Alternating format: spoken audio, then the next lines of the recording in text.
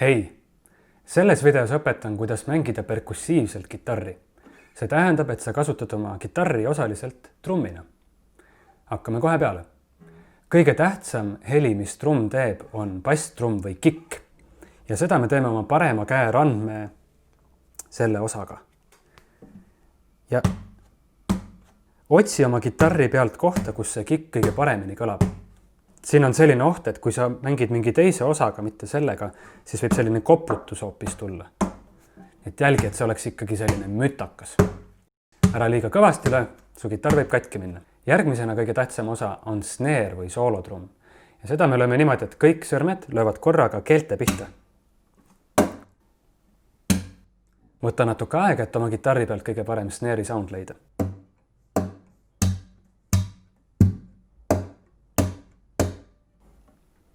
Paneme need kokku. Kikk, snare, kikk, snare.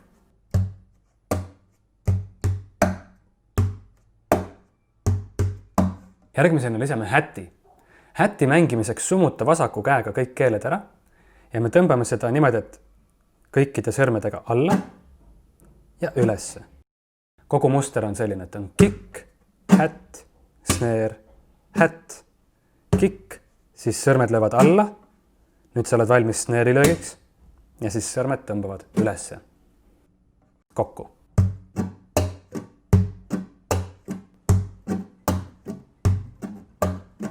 See on siis meie tavaline puts and cuts and rütm.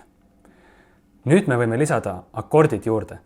Mina intros mängisin A-moll, E, G ja D, aga sa võid seda teha ükskõik mis akordidega. Ja akordidega mängides me nüüd selle hätti ajal tõmbame lahtiseid keeli akordiga.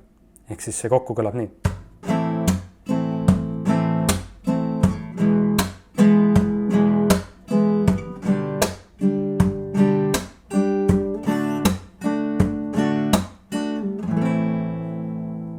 Teine viis, kuidas snare'i mängida, on hoopis pöidlaga.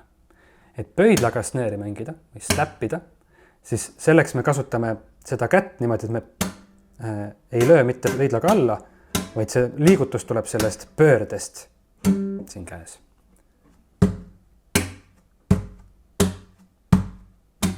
Niimoodi.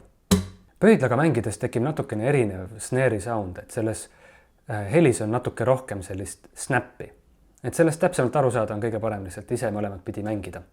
Ja need mõlemad helid on sinu tööriistad. Ei ole niimoodi, et pöidlaga on õige või sõrmedega on õige. Need on lihtsalt erinevad soundid, mis on saadaval. Nüüd, kui ma slappiga mängin, siis on raske kõikide sõrmedega vahepeal tõmmata. Siis ma kasutan ainult nimetissõrme. Slappiga mängides ma mängin bass, nimetissõrme ja siis lõpus tõmban nimetissõrmega ülesse.